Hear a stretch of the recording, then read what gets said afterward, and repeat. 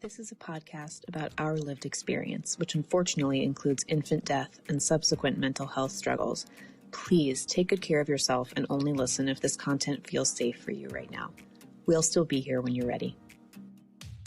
The death of my son, moving 3 times in 6 months, my parents' divorce, my husband's job loss. I was, 12 weeks postpartum. My then husband came out to me as transgender. And just a couple weeks later, our son suddenly died. Hi, friends. This is a tough week for me. You're probably sick of hearing me say that, but it is. And so to give myself a break, instead of a real episode for you, we are going ahead and releasing some never-before-heard audio from old episodes. So I hope you enjoy. And we'll be back next Monday with a regular episode for you. Me reflecting on 1 year of grief, because I cannot believe it, but that's where I'm at right now. So anyway, without further ado, the first clip here is a clip about how freaking useless we are as grievers. We used to be so competent and now we're not. This is an old clip from Wonder Woman. So what are things that you could do before that you can't do now? Even though you're Wonder Woman, you're still a broken Wonder Woman. Arguably, we are less capable, less present, worse friends, unable to do basic tasks. Absolutely. Why do we think that this version of us that is so disabled is Wonder Woman? So what are some things that you used to be able to do really proficiently that you cannot do now?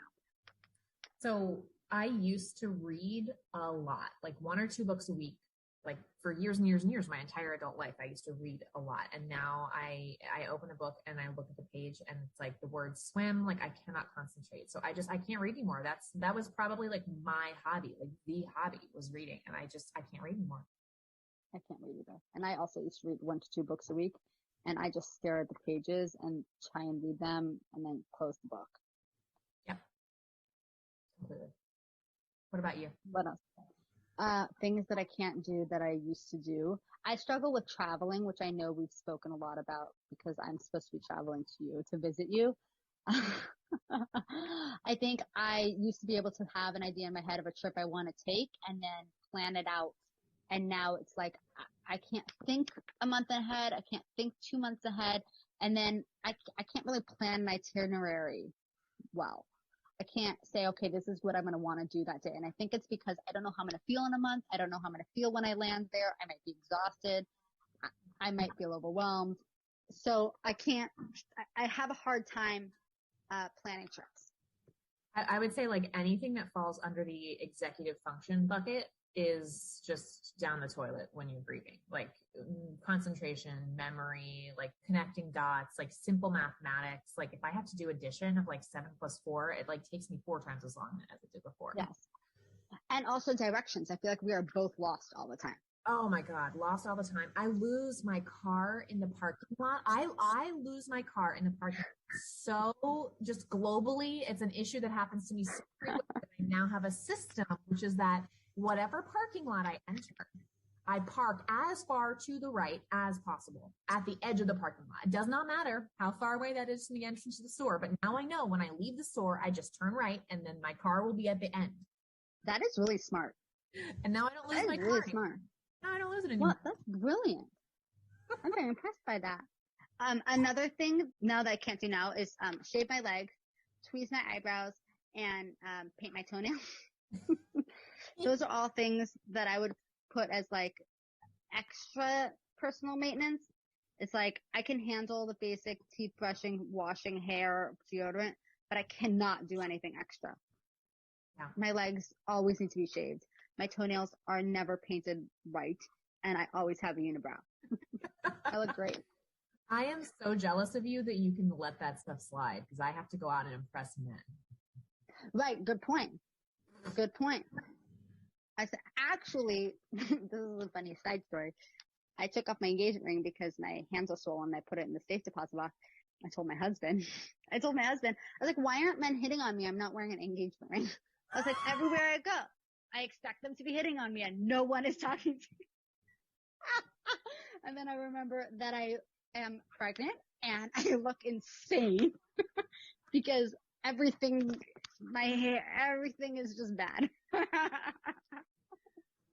My husband thought that was funny. Okay, what's another thing? I sleep so much now. So much. I get in bed at 7:30 p.m. Sometimes I don't sleep right away, but I need to be in bed. I need to be laying down. I need to be on the sofa. I spend a lot of time resting, and that feels like a little bit embarrassing sometimes, like just how much rest I need and how much alone time I need. I've always been an introvert and need to be alone, but now I like more than ever have to set such strict boundaries for myself about how much time I spend with other people, and then also how much time I spend exerting myself in any way. Well, last night I was talking to my husband about date night ideas, and we were saying how we're so limited because it can't be anything after 8 p.m. because I'm too tired. It can't be anything where we're trapped, like a concert or a movie. If we have to be somewhere for a set period of time, what if one of us is overwhelmed or exhausted? Like, just what if one of us needs a mental break and we're stuck in a show or on a boat?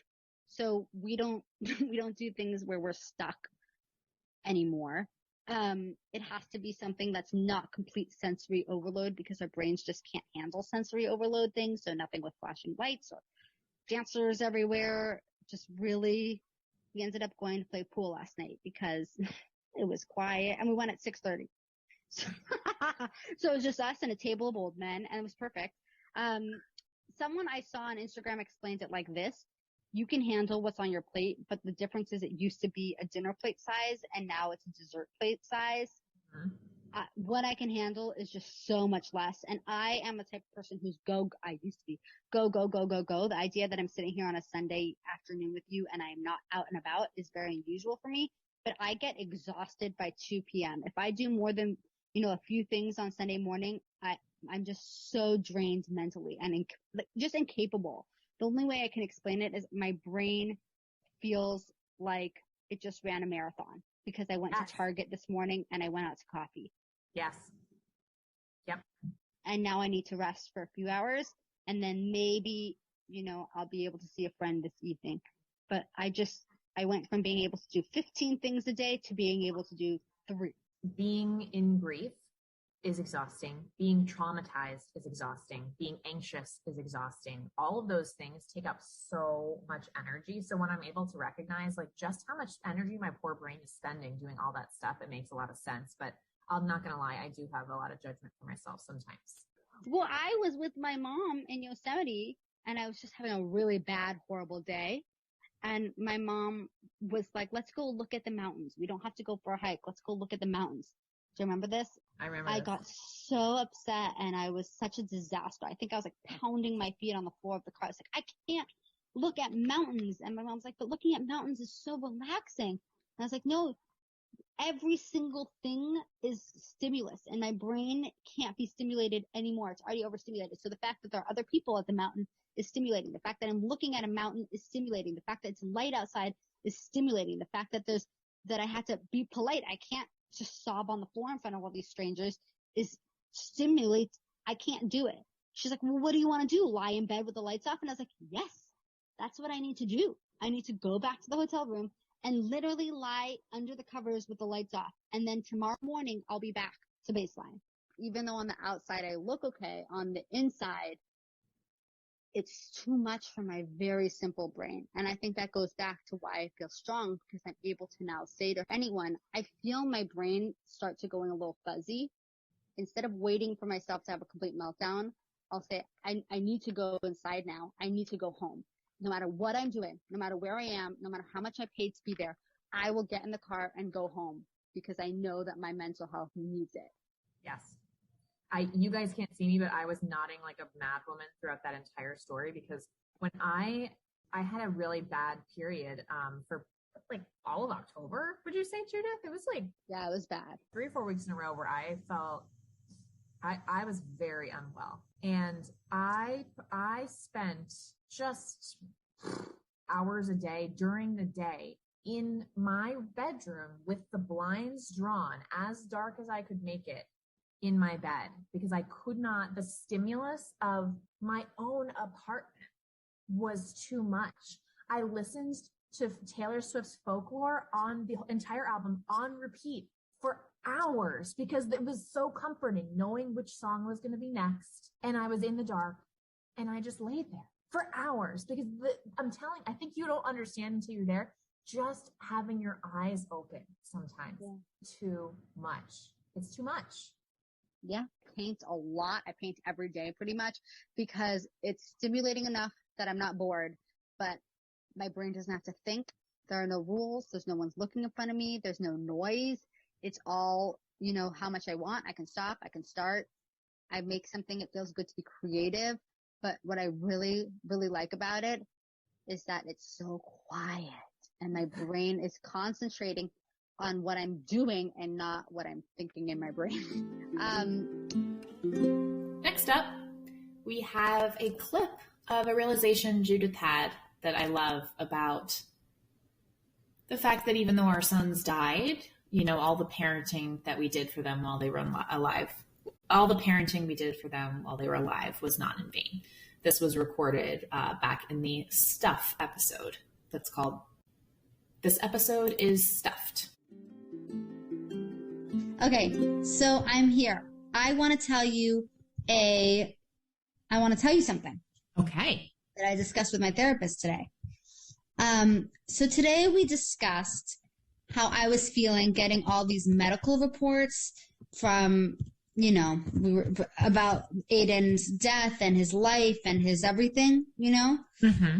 And so we were talking about it, and I told her the exact same feeling I shared with you about how discouraging it is to know that he had a bris and he had he had all these things. And for what? What was the purpose in the end? In the end, it didn't matter that I did all these things and got his tongue tied and whatever. Because in the end, it didn't matter. Because in the end, he died. Okay, mm-hmm. So I told my therapist this, and my therapist said, Judith, you're thinking about it from your perspective. But why don't you think about it from Aiden's perspective? And she's like, from Aiden's perspective, he needed all of those things. To have the best life he could in the short time, he needed the tongue thing to be caught.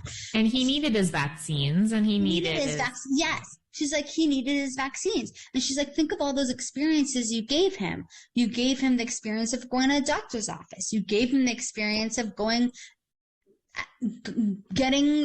learning how to sleep. You got him, you're thinking about it from your perspective, and you're like, oh, I wish he would have had a whole lifetime to benefit from sleep training. But from his perspective, that's exactly what he needed in that time. Mm-hmm.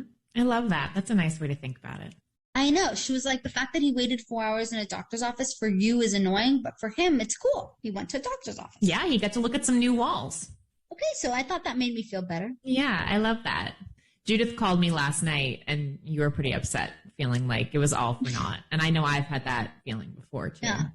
Yeah. Just because I remembered, I waited 4 hours in the stupid office, and then in the end, it doesn't even matter. Anyway, so that was my perspective. How are you? I'm good. I'm tired. Today is the day I have off of work because I'm doing this part-time work through January. And this is my first Wednesday off that I didn't have other shit to do. So I decided to make it a grief day, an actual grief day. So I kind of made myself cry. I went and I watched the memorial video, and I felt really sad, but good sad, not distressed, just sad. And then I took a little nap. And now I'm awake and we're recording a podcast. And today's a topic that I really am excited to talk about because I think there's a lot to say. So today we're talking, what would you call it? Today we're talking about stuff. Yeah, your baby's stuff. Also, this is as long as I'm living. Oh, this is as long as I'm living. And also, I'm not using my microphone. Should I turn it on quickly? No, you sound fine. Okay. Today we're talking about our loved ones' stuff. The stuff. The stuff. All the stuff. Do you think it's better to say stuff or like belongings or? I don't think babies have belongings. Right. They're blobby. Stuff works. Yeah, it's their stuff. It's their stuff. The last clip I'm going to pop in here is one that I will call, "We are the queens of prison." This is something that Judith said to me that I thought was really sweet. She sent this to me as a voice memo after we recorded the Into the Planets episode, which was one where I was having a hard time asking for help. So this one's a pretty cute, sweet little message that she sent to me. Enjoy. Okay, I want to share an idea with you because I've been doing this Megan Devine journal thing, and she talks about like saying no. And I think when we were talking about earlier today why it feels so shitty to ask for help, I think this is it. I think the reality is that we don't want to do any of this. Like, I might be doing it well and gracefully, but it's kind of like being like the queen of a prison. You know what I mean? Like, who wants to be the queen of prison? So it's like great that I'm doing well, but I don't want this. So like to ask friends for help when you don't even want it, it feels shitty. And then you have to say thank you for something you don't even want. You don't want to have to ask for help. I don't want to do any of this. Like, I don't want to choose my son's grave. I don't want to have to do a eulogy. I don't want to have to celebrate the 1-year anniversary of their death. I don't want to have to teach people how to grieve. I don't want to even have a podcast. I mean, I love having a podcast with you, but I don't want to do that. I don't want any of this. And so it just feels like it sucks to have to like pull favors for something you don't even want. And I think that's why it feels so shitty to ask for help. Okay. I hope you're sleeping. Okay, guys. Hope you enjoyed this kind of weird episode. This is all stuff we've been wanting to release to you and kept thinking, oh, maybe we'll talk about it again in a later episode. But I just figured, let's get it out of the archives, off the cutting room floor, and send it out to our listeners who are absolutely amazing. We love you guys so much. And, you know, this is going to be released on January 17th. And so tomorrow, as you're listening to this, will be the anniversary of Quinn's death. So if you could just think about him on that day and maybe light a candle for him or for me and Kaylee, that would be very meaningful to me and mean a lot. So Quinn, I miss you terribly every second of the day. I wish you were here. I love you. To all of our wonderful new friends, we want to hear from you. Email us at aslongasimlivingpodcast@gmail.com and follow us on Instagram at aslongasimlivingpodcast. We'll get back to you as soon as our grieving brains allow. Yay!